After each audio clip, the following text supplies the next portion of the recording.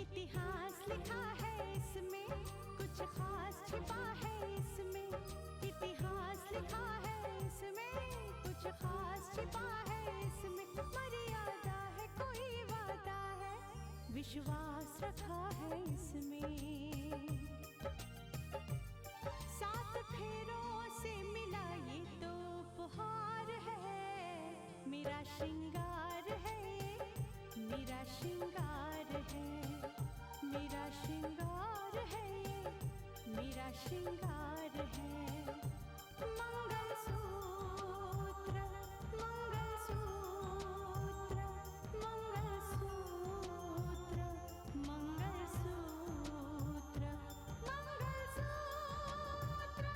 मंगलसूत्र, मंगलसूत्र,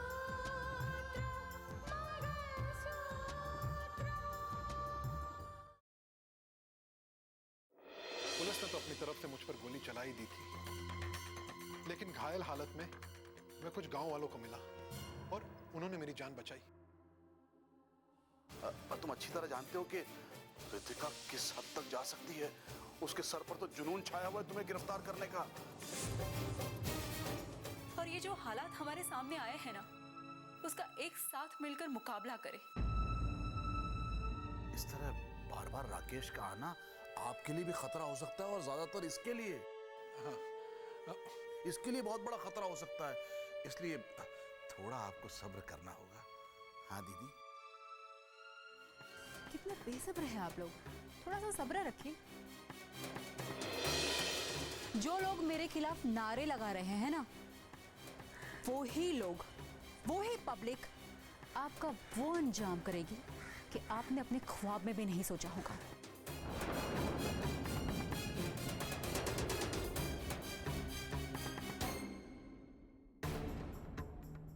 वैसे चाल बहुत अच्छी चली है आप लोगों ने। राकेश को मोहरा बनाकर एक अच्छा खेल खेला, काबिले तारीफ है, वाह। लेकिन आप लोगों को बता दूं कि आपकी हर चाल पर, आपके हर खेल पर मेरी नजर है।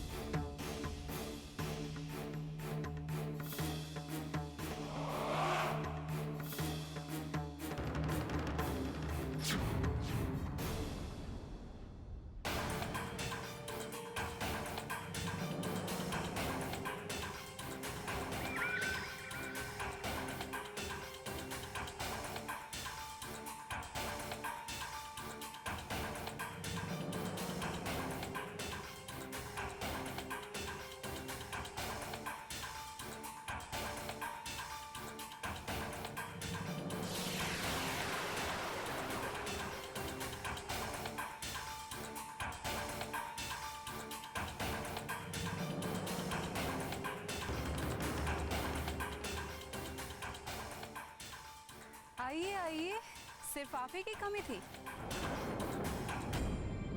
वैसे अब तक मुझे सिर्फ आप पर शक था, लेकिन यहां आकर आपने मेरे शक को यकीन में बदल दिया। अरे अरे अरे, क्या बड़बड़ाए जा रही हैं आप? शक, यकीन, किस शक की बात कर रही हैं आप? मैं तो यहाँ पार्टी के काम से आया था। बिल्कुल, आप जिस पार्टी के काम से आए हैं ना, उसका अंदाजा मैं बहुत पहले लगा चुकी हूँ।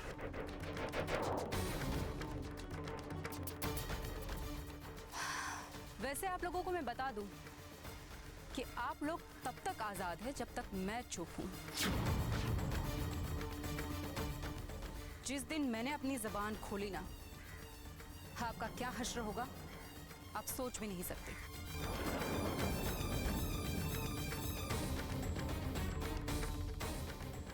और मैं इसलिए चुप हूं क्योंकि मेरे पास आपके खिलाफ पुख्ता सबूत नहीं है।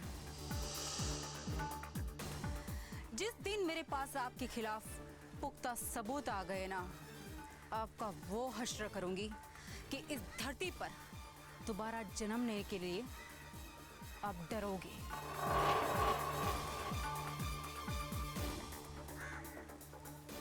वैसे एक और बात है, तारीफ करनी पड़ेगी आपकी। वाकई बहुत अच्छी चाल चली है। राकेश को इस केस में इन्वॉल्व करके बहुत अच्छा खेल खेल रहे हो।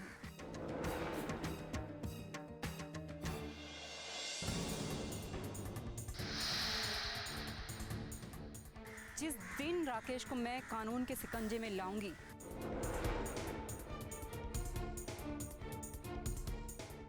उस दिन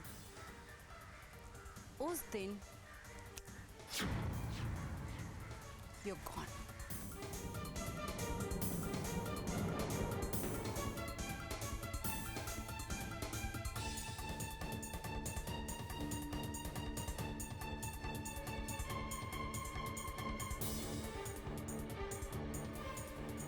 फिर चुटकी, डर गया मैं।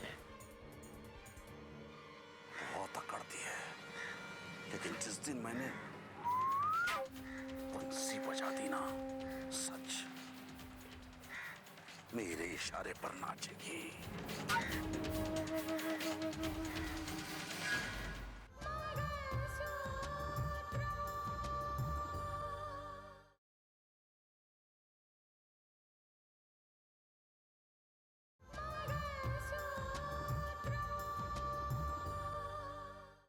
देखो सुजाता, समझने की कोशिश करो। मेरी आज ही जज साहब से बात हुई। उन्हें इस बात का बहुत दुख है कि रितिका कलेक्टर तक बन गई है, लेकिन आज भी उसे गुनहगारों की नजरों की तरह देखा जाता है। देखिए जेठ जी, वो किसी की गुनहगार हो या ना हो, लेकिन मेरी गुनहगार थी, है और रहेगी। और मैं उसे किसी भी कीमत पर माफ नहीं कर सकती। माँ, आखिर क्या गुनाह किया है भाभी ने? देखो सुजाता, रितिका राकेश की नहीं, मानस की पत्नी है, और रितिका मानस के साथ है। उसे हमारी जरूरत है। सुजाता, तुम्हें मालूम है, राजेश्वर और उसका पूरा परिवार रितिका और मानस को ब्लेम करता है, जो कि मेरी नजरों में बिल्कुल गलत है। और ये सच और झूठ का पता तभी लगेगा जब राकेश सामने आएगा। और भाभी इसी कोशिश में है कि किसी न किसी तरह से राकेश सामने आए। वो सामने नहीं आएगा। मेरी जज साहब से जो बात है, उससे ये बात साफ जाहिर हो जाती है कि राकेश भी उस काम में शामिल था।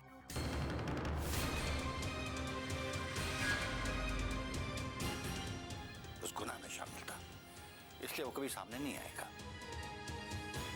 देखिए जेठ जी, मानस के साथ राकेश की दुश्मनी है,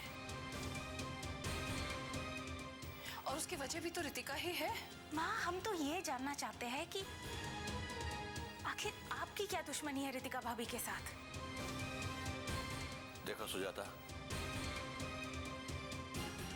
कल तक मुझे मालूम नहीं था, लेकिन आज मुझे पता चल चुका है। जज साहब ने मुझे बता दिया कि उन्होंने तुम्हारे भाई समरजीत को सजा सुनाई थी। ओह, तो जेठ जी, ये आग आपके दिल में भी भर दी गई है? सुजाता, क्या ये बात सही नहीं है कि तुम्हारे भाई को सजा देने के बाद वो तुमसे मिले थे और तुमसे माफी मांगी थी, लेकिन तुमने उनसे कहा था कि तुम उन्हें कभी माफ नहीं करोगे? देखो सुजाता, गुजरी हुई बातों को लेकर तुम अपनी बहू के साथ ऐसा बर्ताव क्यों कर रही हो?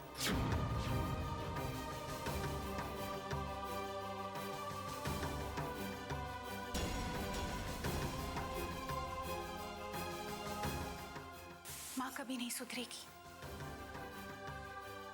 जितना भाभी माँ को समझने की कोशिश करती है, उतना ही माँ भाभी को नजरअंदाज करती है। अगर रितिका ने मुझ तक पहुंचने के लिए कार्रवाई शुरू कर दी, तो मुझे भी सारी बातों की खबर रखनी चाहिए, क्योंकि मैं नहीं चाहता कि रितिका के भेजे हुए ऑफिसर्स मेरे मॉम और डैड के साथ बदतमीजी करें। मुझे माँ को फोन करना चाहिए।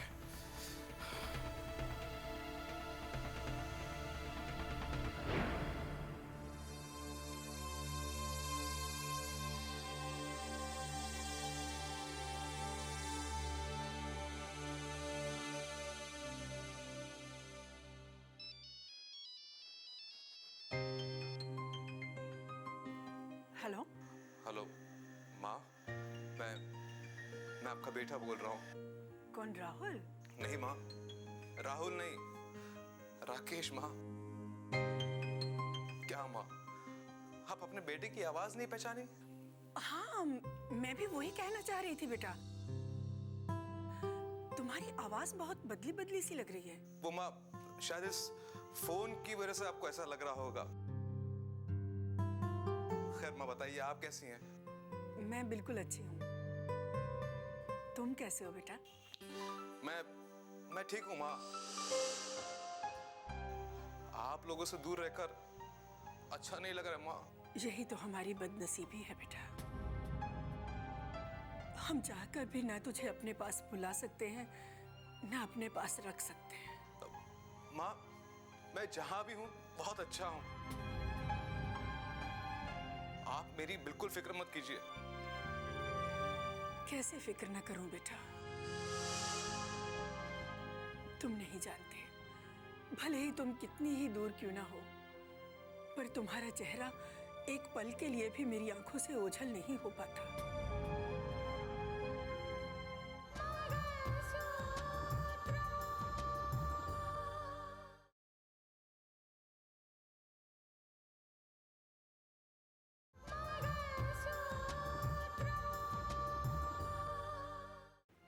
माँ तो हमेशा चाहती है कि उसके बच्चे का चेहरा हमेशा उसकी आंखों के सामने रहे। माँ, आप जिस चेहरे से इतना प्यार करती हैं, मुझे लगता है आपको उस चेहरे से जुड़ी सारी यादें भूल जानी चाहिए। नहीं बेटा, कैसी बातें कर रहे हो तुम? अर्जुन, बेखौफी मत करो। क्या कर रहे हो तुम?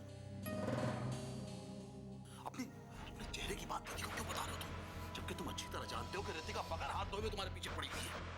हेलो, समझा करो। अरे क्या समझा करो? पहले दीदी से बात करो। पहले दीदी से बात खत्म करो, फिर मैं तुमसे बात करता हूँ। माँ, मैं बाद में आपको फोन करता हूँ, ठीक है? अपना ख्याल रखिएगा। ठीक है बेटा, खुश रहो।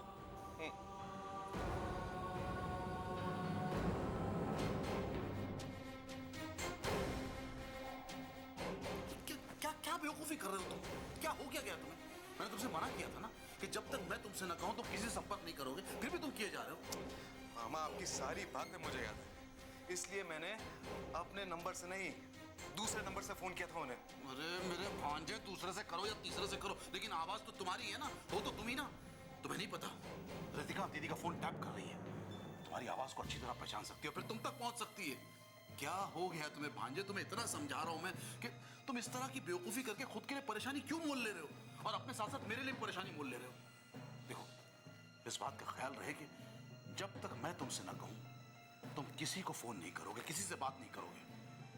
समझा करो भांजे, मैं तुम्हारे अच्छे के लिए कह रहा हूं, तुम्हारा भला चाहता हूं मैं, है? इस बात का ख्याल रखना तुम। ठीक है मामा।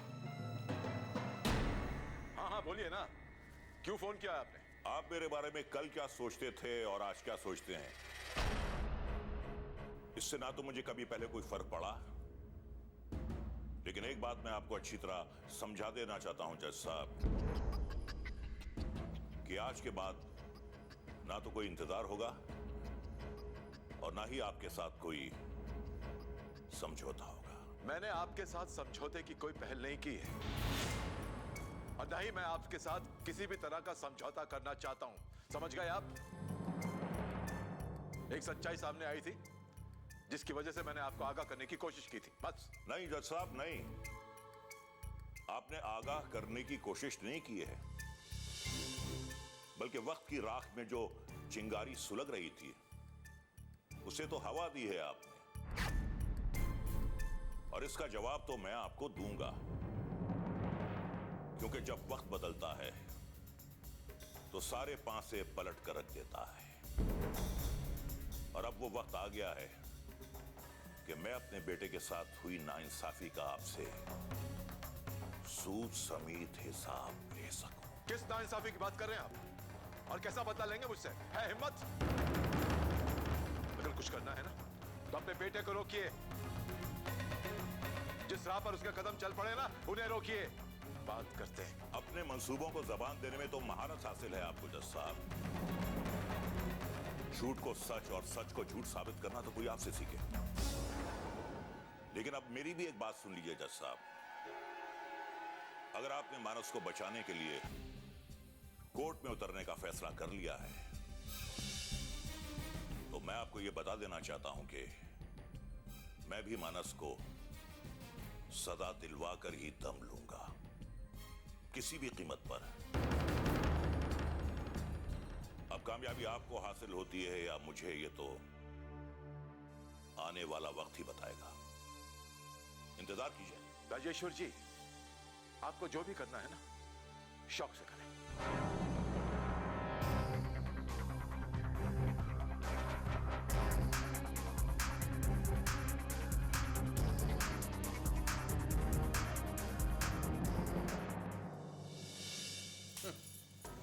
मुझे क्या पता था?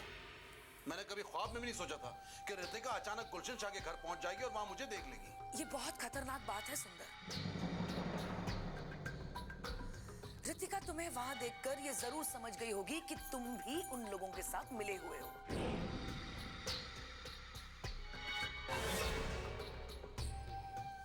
और ये साबित करने की कोशिश भी करेगी। कुछ साबित नहीं कर पाएगी वो। इससे पहले भी कोशिश कर चुकी है, जीजा जी और दीदी के सामने। शक जाहिर किया था उसने। लेकिन मैंने ऐसी बंसी बजाई ना कि सबकी सिट्टी गुल हो गई।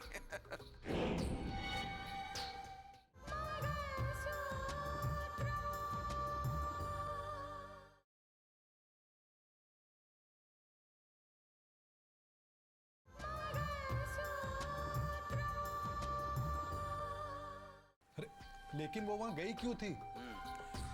उसे इस बात का शक हो गया है कि राकेश के दिल में उसके खिलाफ नफरत की साजिश हम ही लोगों ने की थी।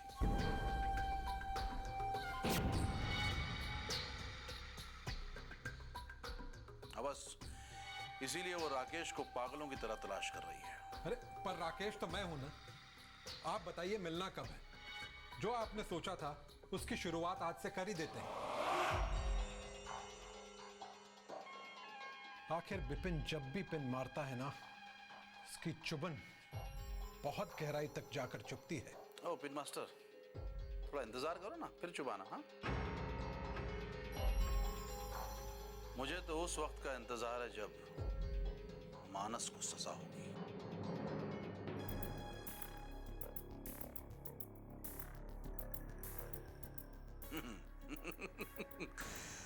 तब सुंदरलाल का असली खेल शुरू होगा। अब देखिए सुंदर साहब, मानस को चाहे जेल हो जाए मगर उसे सजा इतनी जल्दी नहीं होगी। तो क्या हम मानस के फांसी के तख्ते तक पहुंचने का इंतजार करते रहेंगे? नहीं कुंदन, इंतजार वो करता है जो ना खिलाड़ी होता है और ना खेल जानता है।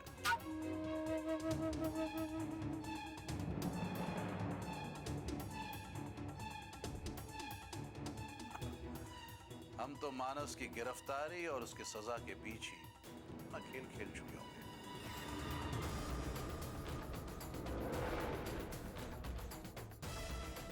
इसीलिए तो मैंने अपना ये प्यादा, ये मोहरा बिपिन को एक खास मकसद के तहत अपने साथ किया हुआ है। कैसा खास मकसद? फिर चुबा दिया ना। पिन चुबाने की आदत नहीं जाएगी तुम्हारी। इतना जान लो कि वक्त से पहले जुबान खोलना बेवकूफी भी होती है और नासमझी। इसलिए सही वक्त का इंतजार करो। लेकिन फिलहाल ये दावा जरूर कर सकता हूं कि राकेश की तलाश में दर दर भटक रही रितिका ही राकेश को बेगुनाह साबित करेगी, उसकी रिहाई का जरिया बनेगी वो।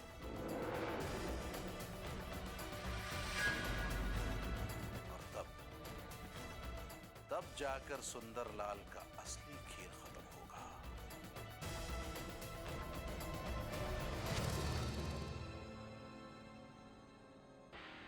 तब सुंदरलाल की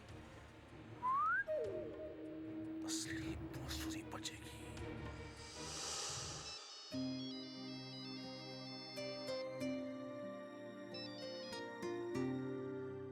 हेलो।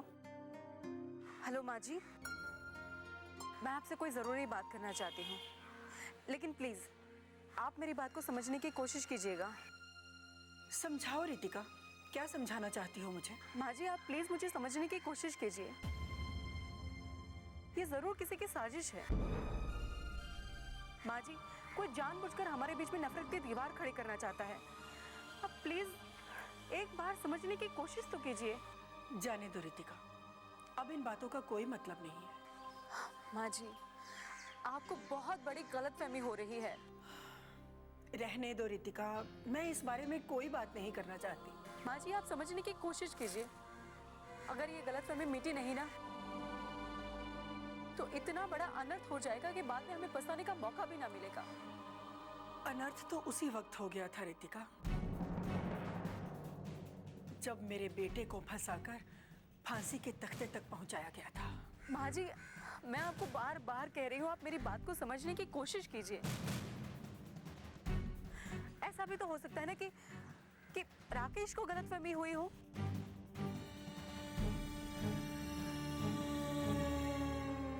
अगर राकेश ऐसा कुछ भी कह रहा है तो हो सकता है किसी ने उसे भड़काने की कोशिश की हो। गलतफहमी थी रितिका, पर आज गलतफहमी के सारे बादल छट चुके हैं। पुरानी गलतफहमी तो दूर हो गई, अब आप नई गलतफहमी में डालकर हमें और धोखा नहीं दे सकती मोहतरमा कलेक्टर साहिबा।